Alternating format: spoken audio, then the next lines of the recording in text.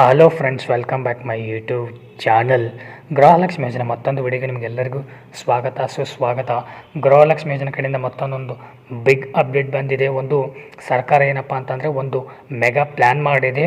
ಏನಂತ ಅದು ಏನು ಪ್ಲ್ಯಾನ್ ಅಂತ ತಿಳ್ಕೊಬೇಕಪ್ಪ ಅಂತಂದರೆ ವಿಡಿಯೋನ ನೀವು ಏನು ಮಾಡಬೇಕು, ಕೊನೆ ತನಕ ನೋಡಿದ್ರೆ ನಿಮಗೆ ಯಾವುದೇ ಕಂತಿನ ಹಣ ಬಂದಿಲ್ಲ ಅಂದರೂ ಕೂಡ ಖಂಡಿತ ನಿಮಗೆ ಬಂದೇ ಬರುತ್ತೆ ಅಂತಲೇ ತಿಳಿಸ್ತಾ ಇದ್ದಾರೆ.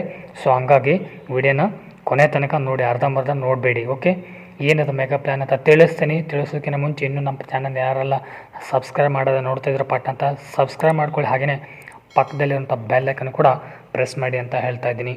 ಬನ್ನಿ, ನಾನು ಡೈರೆಕ್ಟಾಗಿ ವಿಷಯಕ್ಕೆ ಹೋಗ್ತೀನಿ. ಯಾಕಪ್ಪ ಅಂತಂದರೆ ಸುಮಾರು ಜನರು ಗೃಹಲಕ್ಷ್ಮಿ ಯೋಜನೆ ಬಗ್ಗೆ ಸುಮಾರು ವಿಡಿಯೋಗಳು ನೀವು ಆಲ್ರೆಡಿ ನೋಡಿರ್ತೀರ. ಸೊ ಪದೇ ಅದನ್ನೇ ಹೇಳೋದು ಬೇಡ. ಮಹಿಳೆಯರು ತಮ್ಮ ಬ್ಯಾಂಕ್ ಖಾತೆ KYC ಆಗಿದೆಯೋ ಇಲ್ಲೋದಂತ ನೀವು ಒಂದು ಸಲ ಚೆಕ್ ಮಾಡ್ಕೋಬೇಕಂತೆ.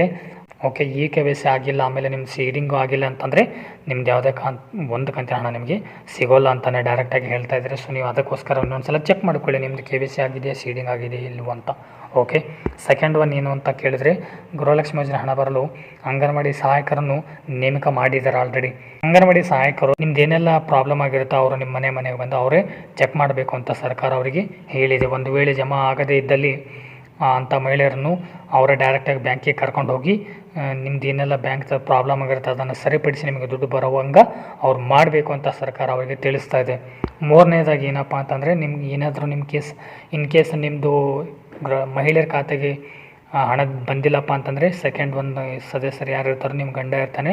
ಇಲ್ಲಪ್ಪ ಅಂತಂದರೆ ಯಾರು ನಿಮ್ಮ ಸೆಕೆಂಡ್ ಸದಸ್ಯ ಯಾರು ಇರುತ್ತೆ, ಎರಡನೇ ಹೆಸರು ಅವ್ರ ಬ್ಯಾಂಕ್ ಖಾತೆಗೆ ಜಮಾ ಆಗಿರುತ್ತೆ. ಬಟ್ ಅವ್ರದ್ದು ಕೂಡ ಆಧಾರ್ ಕಾರ್ಡ್ ಸೀಡಿಂಗ್ ಆಗಿರಬೇಕು, ಹಾಗೆಯೇ ಅವ್ರದ್ದು ಬ್ಯಾಂಕ್ ಆ್ಯಕ್ಟಿವ್ ಆಗಿರಬೇಕು.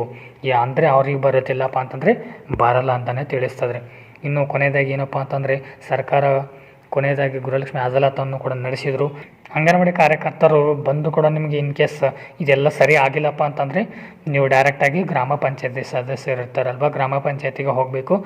ಗ್ರಾಮ ಪಂಚಾಯತಿಗೆ ಹೋಗಿ ಅಲ್ಲಿ ನೀವು ದೂರನ್ನು ನೀಡಬೇಕಾಗುತ್ತೆ. ಏನೆಲ್ಲ ಯಾಕೆ ಬಂದಿಲ್ಲಪ್ಪ ಅಂತ ಅವರು ಕೂಡ ಒಂದು ಸಲ ನೋಡ್ತಾರೆ.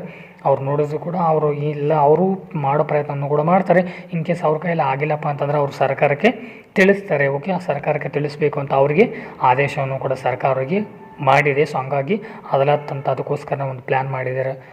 ಸೊ ವರಿ ಮಾಡ್ಕೋಬೇಡಿ, ಇವೆ 3 ಪ್ಲ್ಯಾನನ್ನು ನೀವು ಕರೆಕ್ಟಾಗಿ ಮಾಡಿ ಇದರಲ್ಲಿ ಒಂದು ವರ್ಕೌಟ್ ಆದರೆ ಸಾಕು.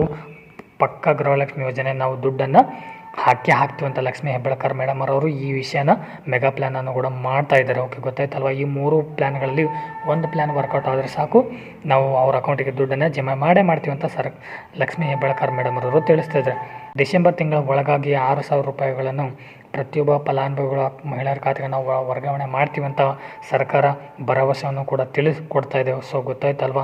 ವರಿ ಮಾಡ್ಕೋಬೇಡಿ, ಕರೆಕ್ಟಾಗಿ ನಿಮ್ಮ ಕೆಲಸವನ್ನು ನೀವು ಮಾಡಿ, ನಮ್ಮ ಕೆಲಸವನ್ನು ನಾವು ಖಂಡಿತ ಮಾಡ್ತೀವಿ ಅಂತ ಸರ್ಕಾರ ತಿಳಿಸ್ತಾ ಇದೆ. ನಿಮ್ದು ಏನೆಲ್ಲ ಪ್ರಾಬ್ಲಮ್ ಆಗಿದೆಯೋ, ತಪ್ಪಾಗಿದೆ ಅದನ್ನು ತಿದ್ದುಕೊಂಡು ನೀವು ಇಟ್ಕೊಂಡಿರಿ.